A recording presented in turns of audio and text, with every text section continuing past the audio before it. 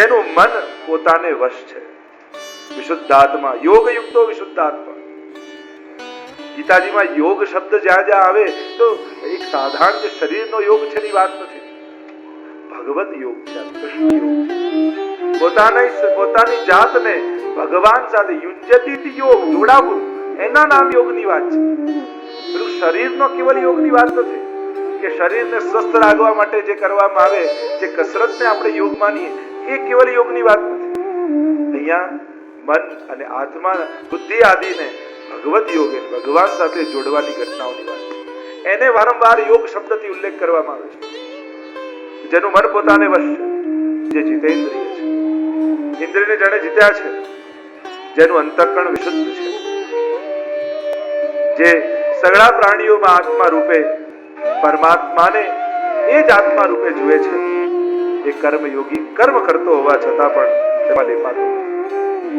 આત્મનસ્તુ કામાય સર્વપ્રિયમ ભવતી એમ ઉપનિષદ કહે છે. એક જ આત્મા સર્વત્ર છે ને એને કારણે જ માણસને બધું પ્રિય લાગે છે. કારણ કે સામે જે આત્મા છે ને એ જ આત્માની અંદર છે, અને એને કારણે જ આત્મા વારે શ્રોતવ્ય, આત્માને સાંભળે છે. અને આત્મનસ્તુ કામાય સર્વપ્રિયમ ભવતી, એ જ આત્મા સર્વમાં રહેતો હોવાને કારણે સર્વપ્રિય છે. જે મનુષ્ય બધા જ કર્મોને પરમાત્માને અર્પી દે અને આસક્તિ છોડીને કર્મ કરે, તે માણસ તો જળ કમળવન, જેમ કાદવમાં જળમાં કમળ ખીલે પણ એની પાંખડીઓ એ કાદવને સ્પર્શ કરતી નથી, એમ આ વ્યક્તિ પણ પાપમાં લેપાતો કે જેણે સર્વ કર્મો પરમાત્માને સમર્પી દીધા છે. એના જીવનનું લક્ષ્ય એ જ છે. જીવનમાં દરેક કામ કરતા પહેલા એ પૂછે છે, આ કરવાથી મારો ઠાકોરજી રાજી થશે કે? જીવનમાં દરેક કર્મ કરતા પહેલા વિચાર યાદ કરજો, આ કરીશ મારા પ્રભુને ગમશે કે? જો ના જવાબ આવે તો એ કર્મ કરવાની ઉતાવળ નહીં કરવી.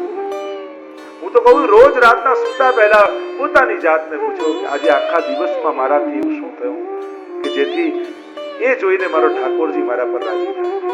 રોજ પોતાની જાતને સૂતા પહેલા પૂછો, આખા દિવસમાં મારાથી કોઈ એવું કર્મ કર્યું મારો પ્રભુ મારાથી પ્રસન્ન થાય. ઠાકોરજી પાસે જઈને કહીએ કે પ્રભુ પ્રસન્ન રહેજો. પ્રભુ કે એવું તે શું કર્યું કે હું તારા પર રાજી થાઉં? તારે ભગવાન પાસે શું ગણાવશે? વિચાર કર. તો જેણે પોતાના સમસ્ત કર્મો પરમાત્માને સમર્પી દીધા, સર્વ સમર્પિતમ ભક્ત્યા તથાતો સુખી ભવ. મહાપ્રભુજીનો સિદ્ધાંત જે છે, બ્રહ્મ સંબંધ એટલા માટે જ તો આપણા પુષ્ટિ માર્ગમાં લેવાય છે. આ બ્રહ્મ સંબંધ શું છે? સર્વનું સમર્પણ. બ્રહ્મ સાથે સંબંધ જોડવા માટે આપણે બ્રહ્મ સંબંધ સમય બોલીએ છીએ, આ સુધી જે કંઈ પણ મેં મારું માન્યું છે એ આત્મા સહિત એ પ્રભુ તને સમર્પિત થાઉં છું. આજથી હું તારો છું. અને આમ આત્મસમર્પણ કરવું એ જ બ્રહ્મ સંબંધ. અહીંયા એ જ વાત પ્રભુ કરી રહ્યા છે કે જે સમસ્ત પોતાની આસક્તિઓને, પોતાના કર્મોને મને સમર્પે છે. વૈષ્ણવ ફિલોસોફીમાં જે છે કે ઉઠે તો ઠાકોરજીને જગાવવા માટે, એ કામ કરવા જાય તો પ્રભુના માટે સેવામાં કઈ ધન આવશે તો પ્રભુને લાલ લડાવીશ, એ પરિવાર પણ ઉભો કરે તો પ્રભુની સેવાના સુખાર્થ, એમનું સઘળું પરમાત્માને કેન્દ્રમાં રાખીને થાય છે. આજ પુષ્ટિમાર્ગીય ફિલોસોફી છે. એ જ વાત ઠાકોરજી અહીંયા કરે છે, જે સમસ્ત કર્મોને પરમાત્માને અર્પી દે છે, સમસ્ત આસક્તિઓના છોડીને જે કર્મ કરે છે, પોતાને કેન્દ્રમાં રાખતો નથી, અનાસક્ત ભાવે જે કર્મ કરે છે, અને એનું જીવન કાદવમાં કમળની જેમ. સંસાર એ કાદવ જેવું છે, અને કાદવ કેવું હોય કે એકવાર અંદર પડો ને તો કૂપાતા જાઓ, અને જેટલું બહાર નીકળવાની કોશિશ કરો એટલા વધારે અંદર જાઓ. આ સંસાર માણસ કૂપાતો જાય, એને એમ થાય કે બસ આટલા સમય સુધી કરીશ, બસ દીકરાના લગ્ન થઈ જાય પછી બધું મૂકીને આમ કરીશ. પછી ઈચ્છાઓ વધતી જ જાય. એને પહેલા હતો એના કરતા વધારે કૂપાયેલો દેખાય, અને આમ કરતા કરતા એનું જીવન સમાપ્ત થઈ જાય, પણ એ ઈચ્છાઓ સમાપ્ત થતી નથી. આજ માનવ જીવન છે. માણસ મરી જાય છે પણ ઈચ્છાઓ મરતી નથી. ભગવત પ્રાપ્તિ સ્વરૂપ શાંતિને પામે છે. અને જ્યારે સકામ માણસ કામનાની પ્રેરણાથી ફળમાં આસક્ત થઈને બંધાય છે, જેમ નિષ્કામ કર્મયોગી છે એ તો અનાસક્ત ભાવે કર્મ કરે એટલે પરમાત્મા રૂપી શાંતિને પામે. અને જે સકામ ભાવનાથી કર્મ કરે છે, કંઈક મેળવવાની કામનાથી કર્મો કરે છે એ સંસારમાં બંધાતો જાય છે. મુક્ત થવું છે કે બંધાવું છે, માણસે વિચારવું. આપણું દરેક કર્મ છૂટવા માટે છે, કારણ કે ત્યાગાત શાંતિર ભવિષ્યતિ એમ ભગવાને કહ્યું. ત્યાગથી શાંતિ આવે છે, જ્ઞાનથી શાંતિ આવે છે, સમર્પણથી શાંતિ આવે છે. બે સંન્યાસી હતા, એક જૂના સંન્યાસી, અને એને એમ થાય કે બધું ત્યાગો તો જ શાંતિ. અને એક એમ હતો કે થોડું ઘણું કંઈક રાખવું જોઈએ વ્યવસ્થા માટે, તો જ જીવન નિર્વાહ ચાલી શકે, તો જ શાંતિ થાય, તો જ કામ થાય. એકવાર બંને બીજે ગામ જતા હતા ને વચ્ચે નદી આવી. પેલો જે અડધો સંન્યાસી હતો, નવો થયેલો, થોડાક રૂપિયા રાખતો ને પેલા કઈ જ રાખતા નહીં પોતાની પાસે, કે ત્યાગથી શાંતિ છે, દુનિયામાં ભગવત ઈચ્છાથી જીવાય છે, છોડવાથી બધું થાય છે, મેળવવાથી કઈ નથી. અને પેલો જે નવો સંન્યાસી થયો એનું થોડું ઘણું કઈ હોવું જોઈએ તો જ બધું થઈ શકે. તો સામે કિનારે જવો તો એક નાવ વાળો મળ્યો અને એમને કહ્યું કે તું અમને બીજે પાર ઉતારીશ? પેલો કે ઉતારીશ તો ખરા, પણ બે આના થશે. એટલે પેલો જે અડધો સંન્યાસી એ રાજી થઈ ગયો, જો જરૂર પડી કે નહીં, કે બધું ત્યાગી દો, બધું ત્યાગી દો. એટલે તુરંત એને આપ્યા પૈસા અને નાવ વાળાને આપી દે. બંને નાવમાં બેસી ગયા. વચ્ચે નાવ પહોંચી ત્યારે પેલા જે અડધો સંન્યાસી હતો એને કહ્યું, જો પૈસા હતા તો પહોંચ્યા કે નહીં, તો કામ થયું કે નહીં? પૈસા રાખ્યા તો થયું. સંન્યાસી કહ્યું, રાખ્યા નહીં, તે એને આપીને ત્યાગ્યા ને ત્યારે તું પાર ઉતરી રહ્યો છે. ત્યાગથી થયું, રાખવાથી નથી થયું. તે રાખી જ લીધા હોત ને ત્યાગીને એને આપ્યા ન હોત તો તને પાર ન ઉતારે. તે ત્યાગ્યા તો તારું કામ. ત્યાગથી શાંતિ પેદા થઈ. આમ જે સકામ ભાવે કર્મ કરે છે એ બંધાય છે. જેને ફળમાં બહુ આકાંક્ષા હોય એનું દરેક કર્મ એના માટે બંધનરૂપ હોય છે. એનું કામ પર જવું પણ બંધન, એનો ધંધો પણ બંધન, એનું દુકાન પણ બંધન. અને જેમ માને છે કે આ તો મારું સ્વકર્તવ્ય છે ને એટલે કરું છું, આપનારા ઠાકોરજી છે, તો એની દરેક જીવનની ઘટનાઓ આનંદરૂપ હોય છે. ગહન વાત પરમાત્મા અહીંયા કહી. પરમેશ્વર માણસોના ન તો કરતાપણાને, ન કર્મોને, કે ન તો કર્મફળના સંયોગને સર્જે છે, પણ સ્વભાવ એટલે કે માણસની પ્રકૃતિ. અને પ્રકૃતિથી જ, એ ત્રિગુણમય પ્રકૃતિથી જ આ બધું પ્રવર્તી રહ્યું છે, આ બધું થઈ રહ્યું છે. કરતાપણું, કર્મોનો ફળ, કર્મ, આ ત્રણેય વસ્તુ. કરતા એવું કર્મ કરવું, એ કર્મ અને કર્મનું ફળ, આ ત્રણેય માણસની પ્રકૃતિથી એને પ્રાપ્ત થાય છે, યા મેળવવાનો પ્રયત્ન કરે છે. જીવનમાં બધાના લક્ષ્ય જુદા જુદા એની પ્રકૃતિ અનુસાર હોય છે. લઈને ગયા નોકર એની સાથે રંગનો બધો સામાન લઈને ગયા, પેપર ને કલર ને બધા, અને પાડની ટોચ ઉપર બધું જ ગોઠવ્યું અને સામેનું દ્રશ્ય બનાવવા લાગ્યું. આબે હુબેહું સુંદર સૂર્યાસ્તનું દ્રશ્ય બનાવ્યું. અને પેલો એનો સેવક ત્યાં ચિત્ર પાસે ઉભો છે, કલર પકડી, અને ચિત્ર પૂરું થયું એટલે બનાવનાર આમ જોવા લાગ્યો, થોડો થોડો પાછળ જતો જાય, આમ જોતો જાય કેવું બન્યું છે, કેવું બન્યું છે. આમ કરતા કરતા 1 ડગલા, 4 ડગલા, 5 ડગલા, અને જોવામાં એટલો મશગુલ થઈ ગયો કે ધ્યાને ન રહ્યું કે બસ 2 ડગલા પાછળ ઊંડી ખીણ છે. અને આ દ્રશ્ય જોઈ રહ્યો છે એનો સેવક જે કલર પકડીને ઉભો છે ચિત્ર પાસે. અરે શેઠજી પડી જશે, શું કરું? જો બૂમ પાડીશ ઉભા રહો તો ગભરાઈને વધારે જલ્દી પડી જશે, શું કરું? એને કલર લઈને સીધું ચિત્ર પર મારી. આખું ચિત્ર બગડ્યું ને નારાજ થઈને દોડીને આવ્યા શેઠજી, થપાટ મારી, તે આ શું કર્યું? ત્યારે કહ્યું, શેઠજી ક્ષમા કરજો, તમે નીચે પડી ન જાઓ ને એટલે તમારું ચિત્ર બગાડ્યું. એમ ઘણીવાર ભગવાન સંસારનું આપણું ચિત્ર બગાડે, બગાડવામાં એને રસ નથી હોતો, આપણે પડી ન જઈએ બચાવવા માટે હોય છે. ઘટનાઓ તો જીવનની એ જ છે, પણ તમે અર્થઘટન કેવા કરો છો ને એના પરથી જીવનનો આનંદ નક્કી થતો. સારું ખરાબ તો બધા જોડે થાય, પણ ખરાબમાં સારા અર્થઘટન કાઢતા શીખો તો જીવનમાં આનંદ બન્યો રહે.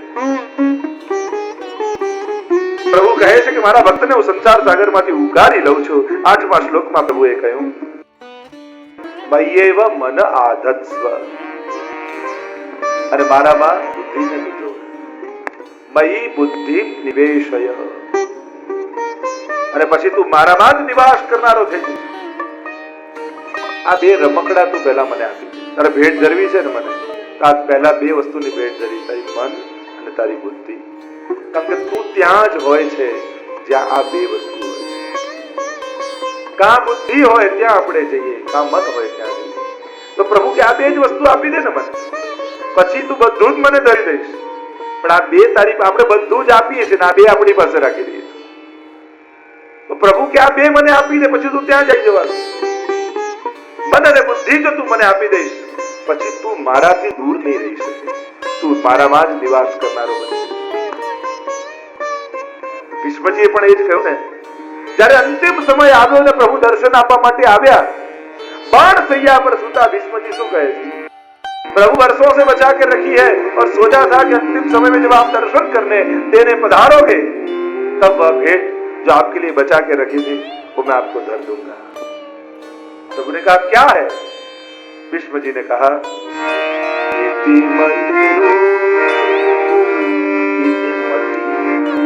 हमारी बुद्धि अपना માટે બચાવી. કારણ આ બુદ્ધિ જ્યાં હોય ત્યાં જીવન છે. અને મારું મન મારી બુદ્ધિ મેં બીજે ક્યાંય લગાડી નથી, આપના માટે જ રાખી છે. કે પ્રભુ કહેવા લાગ્યા ખોટું ન બોલો દાદાજી, બુદ્ધિ મારામાં હોત તો આ પાંડવના પક્ષમાં હોત, કૌરવના પક્ષમાં ઉભા ન હોત. ભીષ્મજી કે આપનામાંથી એટલે તો કૌરવના પક્ષમાં રહ્યો, કારણ કે યુદ્ધના મેદાનમાં પાંડવના પક્ષમાં રહે તો વળી વળીને આપના દર્શન કરવા સંભવ નહોતા. સામે પક્ષે એટલે રહ્યો કે સીધા આપના દર્શન થતા રહે. મારી બુદ્ધિ આપનામાં હતી એટલે તો ત્યાં રહે. મય્યેવ મન આધત્સ્વ મયી બુદ્ધિ નિવેશ.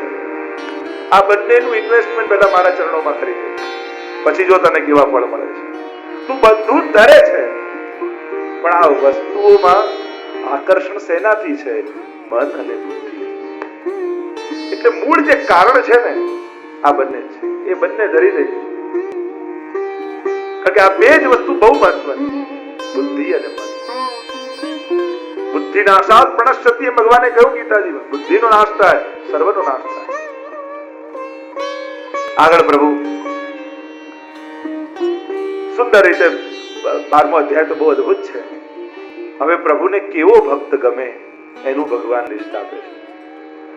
ભગવાનને કેવો ભક્ત ગમે 13, 14 અને 15મા શ્લોકમાં 13મા શ્લોકમાં પ્રભુ બોલ્યા અદ્વેષ્ટા સર્વભૂતાનાં મૈત્રઃ કરુણ એવ ચ નિર્મમો નિરંકારઃ સમદુઃખ સુખક્ષમી. જેની ભીતર દ્વેષ ન હોય, સર્વમાં જેને મૈત્રી ભાવ હોય, જેની ભીતર કરુણા હોય, જેની ભીતર અહંકારનો લેશ માત્ર ન હોય, સંતુષ્ટ, જે પરમ સંતોષી હોય, જેને હું આપું એમાં એને અભાવ હોય. મયર્પિતમ મનો બુદ્ધિર્યો, મન અને બુદ્ધિ જેને જોડી હોય એનો પરિચય આપ્યો પરમાત્માએ. ઈચ્છા, દ્વેષ, સુખ, દુઃખ, સ્થૂળ શરીર, ચેતના અને ધૃતિ, આટલા વિકારો સહિતનું આ ક્ષેત્ર સંક્ષિપ્તમાં કહેવાય. આ ક્ષેત્ર, આ શરીર આવું છે, કેટલાનું મિશ્રણ એની અંદર છે. ઈચ્છાઓ, કેટલી ઈચ્છાઓ આમાં સમાયેલી છે. ઈચ્છાઓ જીવન છે. દ્વેષ, સુખ, દુઃખ, સ્થૂળતા, શરીરની નશ્વરતા, જડતા, આ બધા જ વિકારો સહિત આ ક્ષેત્ર છે. અને એને ધારણ કરવા વાળો અંદર એક ક્ષેત્રજ્ઞ છે. એ ભગવાનનો અંશ છે, અંદર બિરાજેલો છે. ઘણીવાર ધર્મ કાર્ય દ્વારા જ્યારે અંતઃકરણ શુદ્ધ થાય, ઉપદ્રષ્ટા અનુબંધતા ચ ભર્તા ભોક્તા મહેશ્વર, 22મા શ્લોકમાં જેમ સમજાવ્યું, આ જીવાત્મા એ પરમાત્માનો જ અંશ છે. સાક્ષી હોવાને લીધે ઉપદ્રષ્ટા છે, જોનારો છે, સંમતિ આપનારો છે. ઘણીવાર જ્યારે અંતઃકરણ પવિત્ર થાય ને તો તમારી આત્મા તમને પ્રેરતી હોય છે. તમારો પ્રેરક, અનુમંતા, પોષણ કરનારો, ભરતા, ભોગતા મહેશ્વર છે. આમ ક્ષેત્રના વિભાગ બતાવ્યા. 33મા શ્લોકમાં બોલ્યા પ્રભુ આ અંદર રહેલો આત્મા આખા એક ક્ષેત્રને ઉજાડે છે. આત્મા આખા શરીરને પ્રકાશે છે, તેજ આપે છે. તમે જ્યાં સ્પર્શ કરો છો ત્યાં આત્મા છે. આ શરીરનો કોઈ એક કણ એવો નથી જ્યાં આત્મા ન હોય. જેમ એક સૂર્ય આખા બ્રહ્માંડને પ્રકાશે, એમ આત્મા આખા શરીરને પ્રકાશિત એને ધારણ કરી રાખે છે. આત્માને કારણે જ આંખને દેખાય છે, આત્માને કારણે જ કાનને સંભળાય છે, આત્માને કારણે આ બધી શક્તિઓ આત્માને કારણે સક્રિય રૂપે બિરાજે છે. ધ્રુવજીએ પણ સ્તુતિ કરતા એ જ કહ્યું, યોત્તમ પ્રવિશ્ય મમ વાચ વિમામ પ્રસુપ્તામ સંજીવયત કિલ શક્તિધર સ્વધામ.